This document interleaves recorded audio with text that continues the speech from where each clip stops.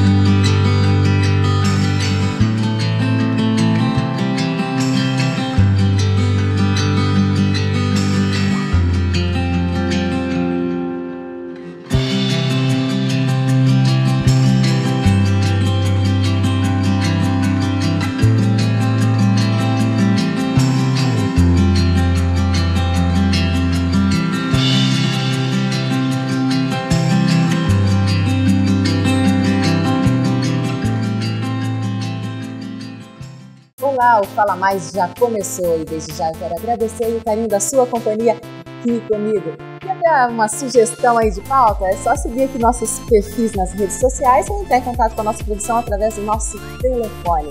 Bom, no nosso último programa, a nossa conversa foi com o Geraldo Rufino, que falou sobre amor, religião, família, enfim, foi muito legal. Mas a gente continua com ele, Geraldo Rufino, agora na segunda parte da nossa conversa aqui com ele. Vamos lá. Você fundou a JR Diesel, que é pioneira e maior empresa de reciclagem de automóveis do Brasil e da América Latina. Como que aconteceu tudo isso? Olha, as pessoas às vezes me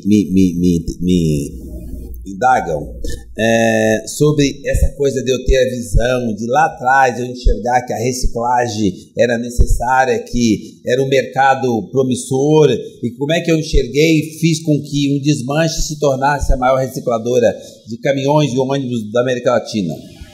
Que eu tive uma visão. Então, eu não tive visão nenhuma, tá?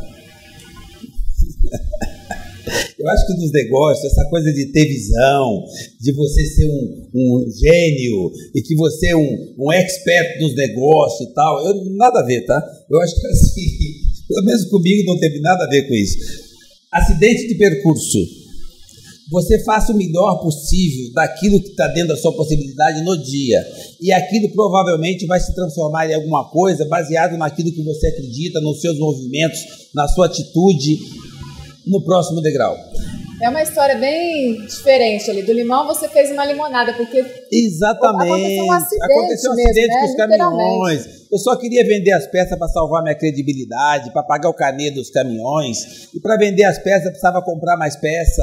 E meus irmãos não tinham o que fazer, então precisavam ter uma atividade. Eu continuei deixando que eles fizessem isso com mais peça. Fomos comprando mais peça e aquilo foi se transformando num comércio de peça usada. Porque para eu terminar de vender as peças dos caminhões, eu precisava comprar mais produtos. E aquilo foi se transformando. Então não foi nada assim, deu um insight, deu uma visão. Não. É consequência daquilo que você acredita, quando você acredita que tudo que acontece à sua volta é positivo, é desígnio de Deus, é uma bênção. E você, em vez de tirar proveito, você lamenta. Eu só fiz o óbvio.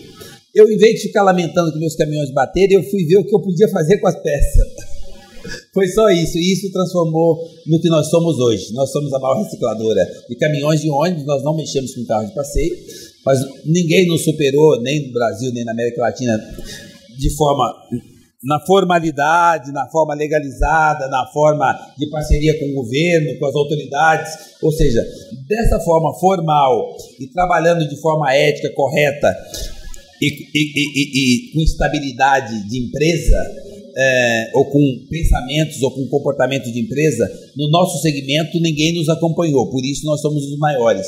Mas Isso veio por consequência de cada ato, do jeito de pensar do nosso dia a dia. Da mesma forma que nós somos os maiores recicladores nessa atividade, nós poderíamos ser os melhores vendedores de pipoca. Esse segmento, aliás, no Brasil ele ainda não é bem explorado, né? Não, infelizmente no Brasil demorou.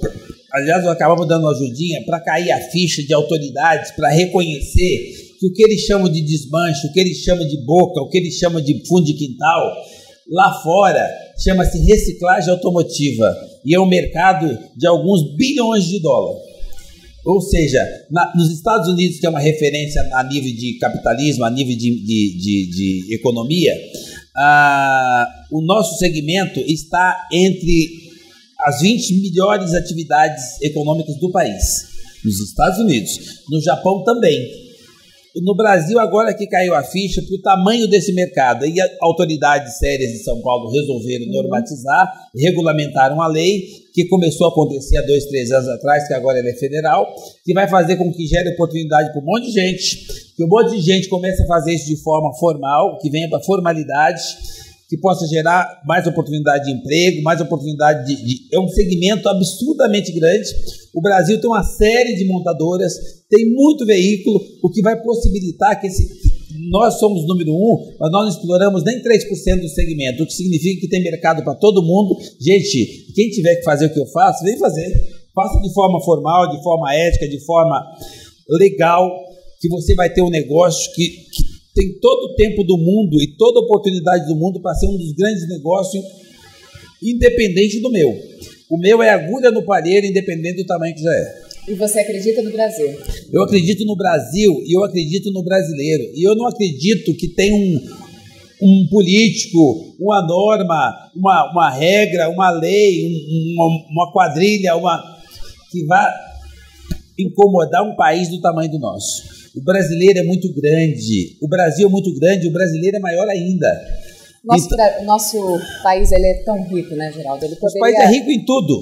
Ele pode andar sozinho. Olha, quando o brasileiro renasce das cinzas. Então, sabe por que ele renasce das cinzas? Porque não é cinza. É isso que as pessoas pintam. O Brasil é fantástico. Olha, as pessoas chamam a gente de pobre. Como é que você pode chamar de pobre o lugar onde tem as maiores riquezas do mundo? Nós temos o petróleo, que até pouco tempo era das maiores riquezas do mundo. Nós temos uma coisa que vale mais que petróleo, nós temos terra, que gera alimentação. Nós somos o maior gerador de comida, o maior produtor de comida no mundo. Nós temos uma coisa que o mundo todo precisa e que aqui tem. Por coincidência está caindo agora. Tem água, tem natureza. Nós temos uma coisa ainda que o mundo todo procura e que nós temos de sobra. Nós temos oxigênio. Nós temos as maiores florestas. Nós temos mineração. Nós temos tudo muito e nós temos gente que faz, nós temos brasileiro. A única coisa que precisa mudar é ele passar a acreditar nele. E ele parar de achar que ele é um coitado, parar de achar que ele é terceiro mundo e parar de achar que o outro lado do muro tem gente mais inteligente e mais capaz do que nós. Nós fazemos aqui. O Brasil acontece através de nós. E todos nós podemos. E será que tem que parar de pensar também na vertical e passar a pensar mais na horizontal? Na horizontal. Eu faço isso na prática. Independente de ficar culpando o governo, sociedade, modelo de lei, a CLT que é ultrapassada, tem um monte de problema para resolver. Esses problemas vão se resolver à medida que nós fizermos boas escolhas políticas. Parar de fugir da política, participar e fazer melhores escolhas. Ponto. Enquanto isso não acontece, nós podemos começar a fazer agora. Pensar de forma horizontal parte de nós. Você pensar em você, auxiliar o próximo. Lembra que eu aprendi com a minha mãe lá atrás? Cara, você pode, independente da sua condição social, ajudar o próximo. Então você já começa a pensar em você, e você empreendedor, faça para você e já pense no próximo. Se todo mundo tiver em condição melhor, se parar de ficar pagando essa miséria de salário mínimo para as pessoas, e todo mundo começar a ter uma condição melhor, melhor para todos. Melhor inclusive para os bilionários. 2017 é um ano desafiador, porque final ali de 2015 e 2016 nós passamos uma dura crise em todos os setores. Já vou falar sobre isso com ele, Geraldo Rufino. Então não saia daí que eu volto em instantes.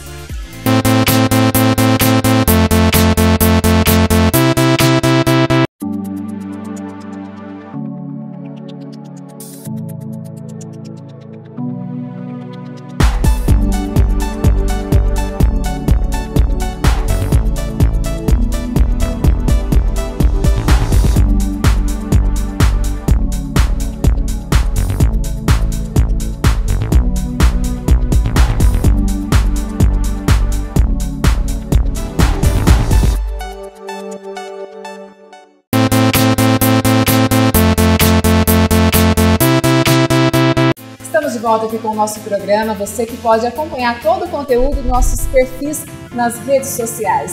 E Geraldo Rufino fala mais. Geraldo, o ano de 2016 ele foi muito difícil devido à crise política que se estendeu por uma crise econômica em todos os setores do nosso Brasil. Sim. Você acredita que a crise ela muda as pessoas? Sim. Muda positivamente ou negativamente. Depende do ponto de vista, depende do jeito que essa pessoa está olhando a crise. Depende para onde ela está olhando, se é para a parte baixa ou para a parte alta da crise. Porque toda crise é um gráfico, ela tem altas e baixos. Tipo assim, tem pessoas que perdem com a crise e pessoas que ganham com a crise. Como é que se faz, do meu ponto de vista, para você ser um ganhador da próxima crise? Porque, do meu ponto de vista, a crise vai existir a vida inteira.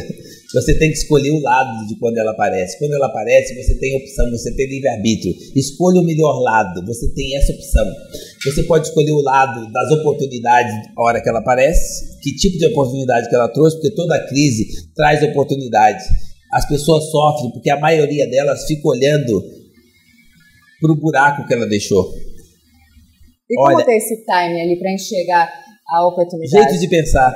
Você levanta de manhã e já sai pensando para cima, olhando a oportunidade do momento. As pessoas olham a notícia negativa do PIB, do que desceu, do desastre, da Lava Jato, ele já sai de casa acreditando que o dia dele vai ser um lixo. Cara, não tem nada a ver. Sai de casa vendo onde é que você pega uma oportunidade nesse foguete. Onde é que você pega uma carona no que está subindo e não no buraco que ficou. Ô, Geraldo, mas a especulação, que ela existe. Sim.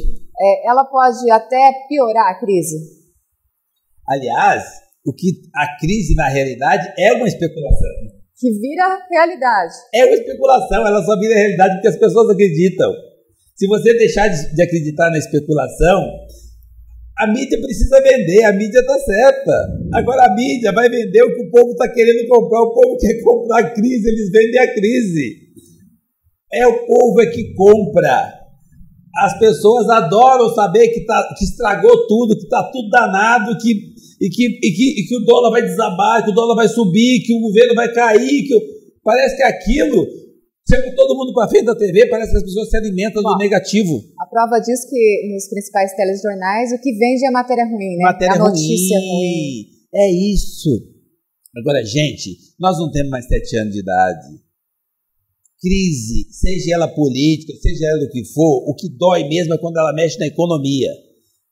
Quando ela mexe na economia, mexe no seu bolso, a sua parte mais sensível.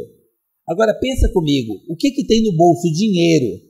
Não está faltando dinheiro, ninguém pôs fogo no dinheiro. Ele existe, ele mudou de lugar. Então, se você ficar focado nas oportunidades, lá tem dinheiro. Porque o dinheiro é o mesmo, ele só mudou de endereço. Vá buscar outras oportunidades. Se não tiver crise, não tem oportunidade, não tem geração de novos empregos. Essa crise que está acontecendo agora por conta desse cenário que está aí, vão fechar empresas absurdas ou vão diminuir empresas absurdas que eram irreais, elas viviam de rolo. Não era real. Agora, ela deixando de ter, não fica achando que é o fim do mundo, não, é o começo. Vão dar oportunidade para milhares de outras empresas, para milhares de consultoras, de pessoas ligadas, menores, que fazem muito melhor do que essas gigantes fariam. Isso vai ser distribuído e vai gerar oportunidade para um universo enorme. Então, cara, em vez de você ficar olhando o problema que essas empresas geraram, ou que o governo gerou com essa crise de instituições, que acabou atingindo as instituições, fique olhando quantas oportunidades vão surgir, porque essa meia dúzia vai parar de manipular. Cara, é positivo o que está acontecendo. É que as pessoas, em vez de olhar para o positivo, olhar para a oportunidade que isso vai gerar, eles ficam olhando para o buraco que isso deixou. O buraco já está lá. Para de olhar para o buraco, corre e olha para a oportunidade. Você vai chegar em tempo e você vai ver que a crise é necessária. Quando não for de um modelo, vai ser de outro modelo. Crise é evolução. Crise é tirar você da zona de conforto, é fazer com que você faça. Imagine para mim, Cissa, para um pouquinho, fecha, imagine um país sem crise. Para um pouquinho. Não tem crise. Onde é que você está empregada hoje? Onde você está sendo empreendedor? Num lugar tal, com um salário ótimo. Você vai se levantar amanhã mais cedo e vai pegar dormir? Não, hoje eu não estou afim. Mas se você vai perder emprego, não faz diferença, tem 10 me esperando. Hoje eu vou lançar um carro novo, vou fazer um produto novo. Para quê? Está vendendo tudo que já está aí, você vai criar novidade para quê? Eu vou lançar um novo smartphone. Para quê? Vende todos que já está aí. Caras, a crise faz com que as pessoas não vá para a zona de conforto. A crise faz com que as pessoas evoluam, com que as pessoas se preocupem e não ficar parada no tempo. Parem de achar que a crise é um problema. Ela vai acontecer a vida inteira. E comece a olhar a crise como oportunidade. Comece a olhar a crise como vida real. Já conseguiu imaginar uma vida sem morte? Não tem. As pessoas precisam morrer. É muito mais delicado e a gente aceita. A crise é muito menos delicada e a gente fica achando que ela é um problema. Qual a principal motivação do atual empreendedor? O atual empreendedor, ele quer começar alguma coisa e ele já quer começar se espelhando no bilionário X. Isso é um erro muito grande. O empreendedor é de dentro para fora. O que você consegue fazer hoje? Não complica, cara. Vai para a simplicidade. Ele quer saber de formação. Tem gente que fica comprando gestão. O cara quer aprender gestão. Cara, gestão você vai aprender quando o seu negócio for tão grande que a sua mão não conseguir alcançar. O que você precisa fazer hoje? Simplicidade. Você vende limão na feira, se preocupe apenas em ter um paninho limpinho, higiênico para pôr o limão. Cative o seu semelhante. Esquece, não como cliente, como pessoa. Cative as pessoas para comprar o seu limão. Venda o melhor limão. Sobrou um dinheirinho, reinvista em limão. E venda limão de novo. Faça com simplicidade.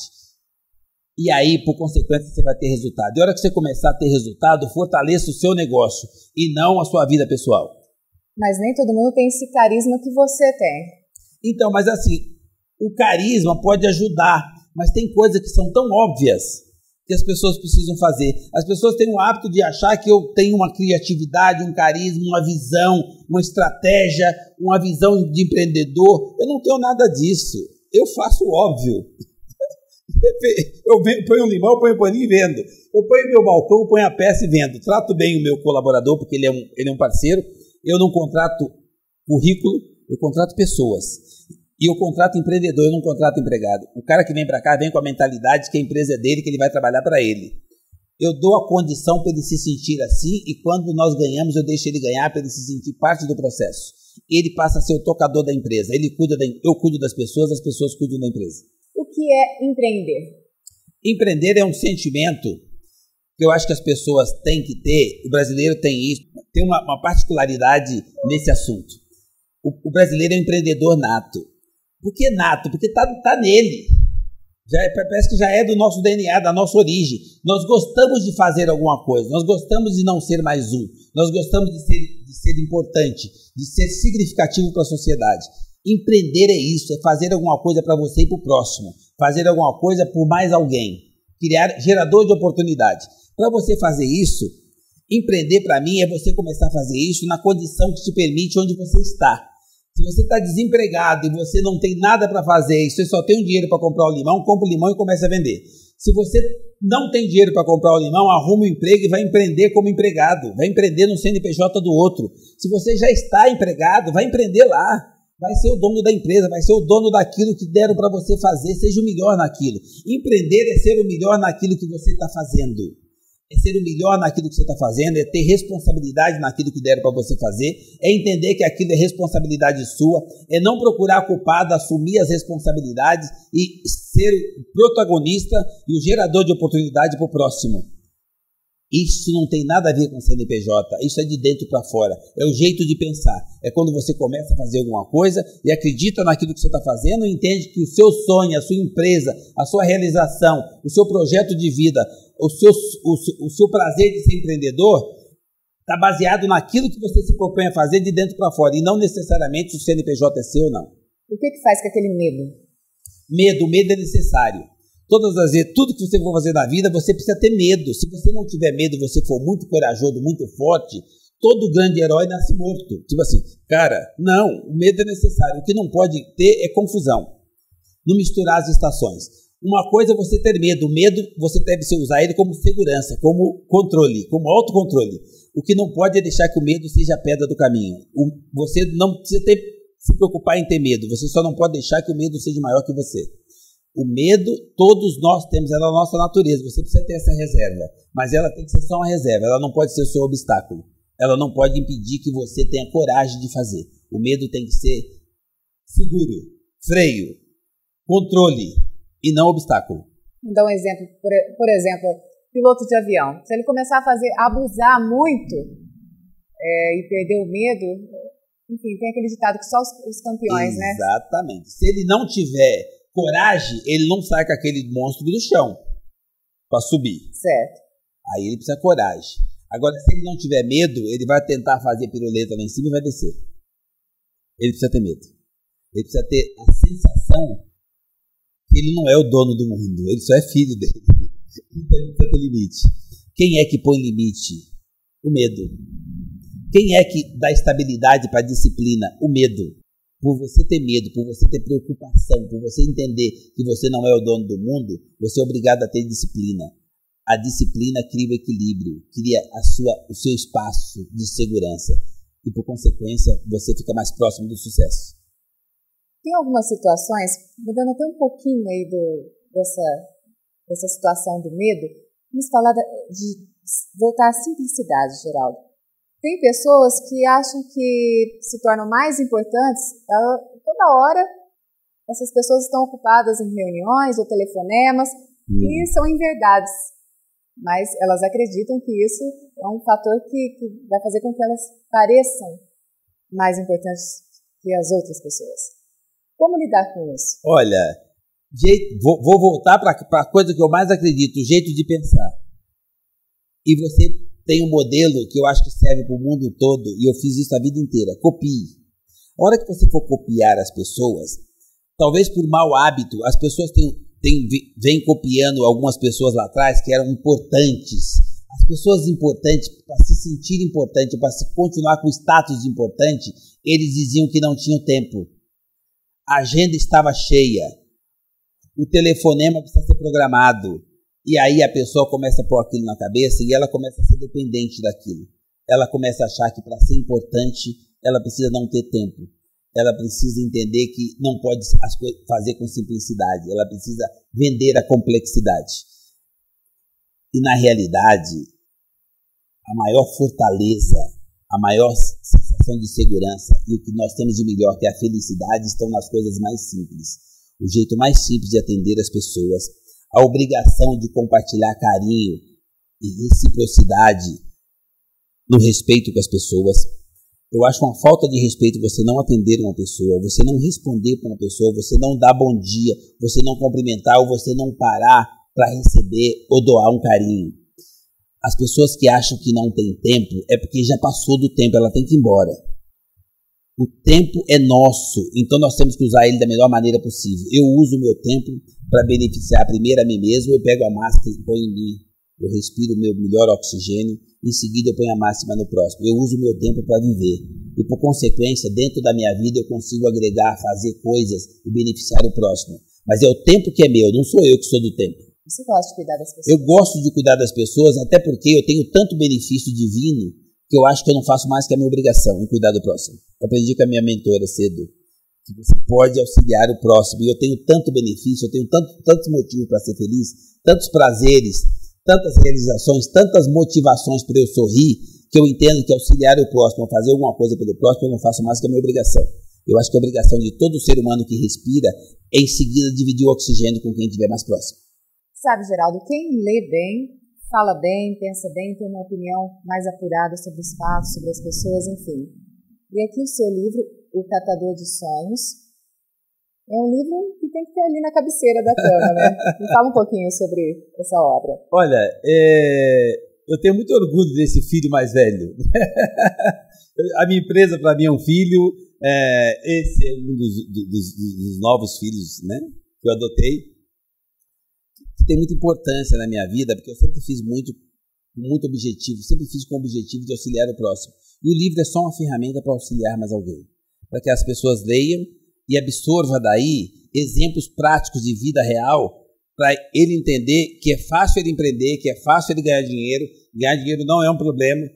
E ele vai ver que ele pode ter sucesso independente da condição social ou do estágio, do status que eles têm agora, copiando o que tem de melhor dentro da possibilidade de cada um. O livro é essa ferramenta.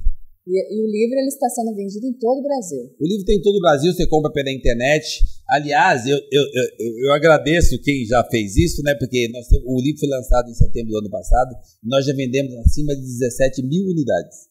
E fala aqui que o livro, olha só, sinopse. Para quem se sente acomodado e desanimado, parece que qualquer problema é o fim do mundo, não é? É só uma pedra que lapidada se torna um degrau. Aqui, ó, uma leitura recomendada. O Catador de Sonhos. Eu quero te agradecer muito, mas muito mesmo, viu, Geraldo, por ter dado essa atenção para nós, para toda a nossa equipe aqui do programa Fala Mais, e eu aprendi muito com você. Eu fico muito agradecido. Porque, assim, eu tenho muito prazer em fazer isso de coração. Então, se eu conseguir, em cada lugar que eu for, contagiar uma pessoa para ela passar a acreditar que ela pode, que eu posso, que todos nós somos iguais e que todos nós temos a mesma capacidade de competência, de inteligência para desenvolver o nosso melhor para nós e para o próximo, eu vou sair realizado. Se eu conseguir contagiar 2 pessoas, eu dobrei a minha meta. E aqui, você conseguiu.